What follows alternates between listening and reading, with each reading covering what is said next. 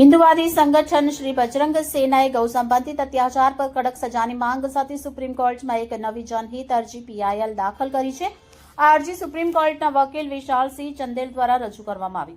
અરજીમાં જણાવાયું કે ગૌમાતા માત્ર પ્રાણી નથી પરંતુ સનાતન સમાજની આસ્થાનું પ્રતીક અને રાષ્ટ્રીય માતા માનવામાં આવે છે।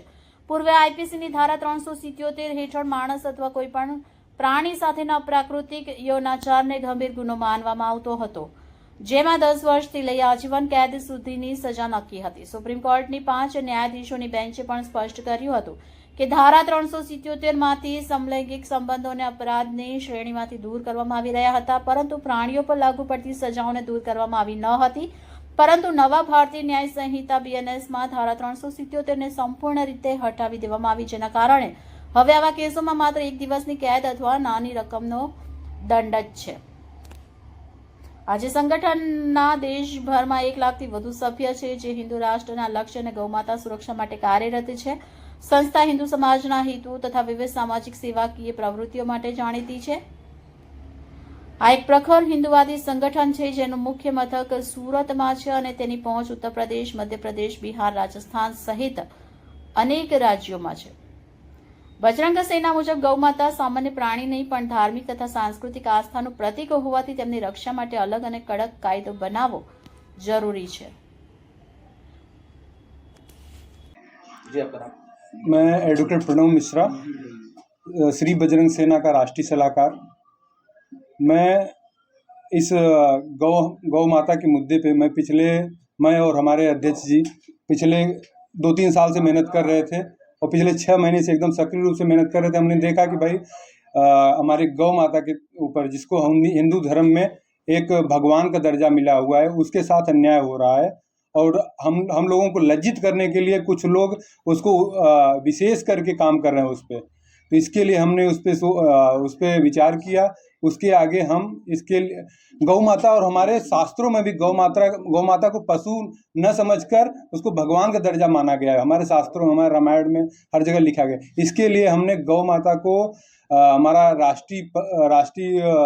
राष्ट्रमाता घोषित किया जाए, उसके लिए हमने सुप्रीम कोर्ट में पीआईएल फाइल किया है, जो हमारा पीआईएल एक्सेप्ट हो चुका है सुप्रीम कोर्ट द्वारा।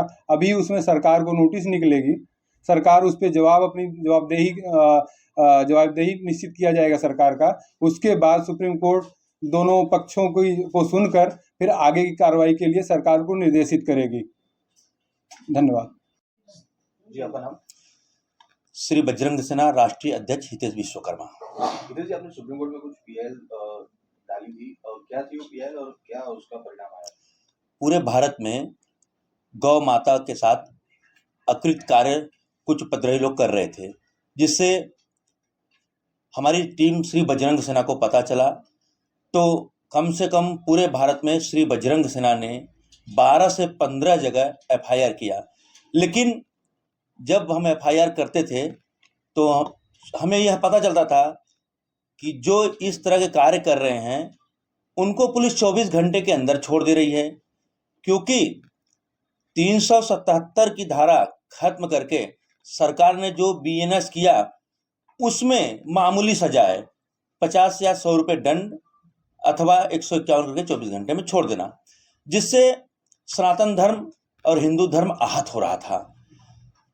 इसका फायदा कुछ लोग उठा रहे थे।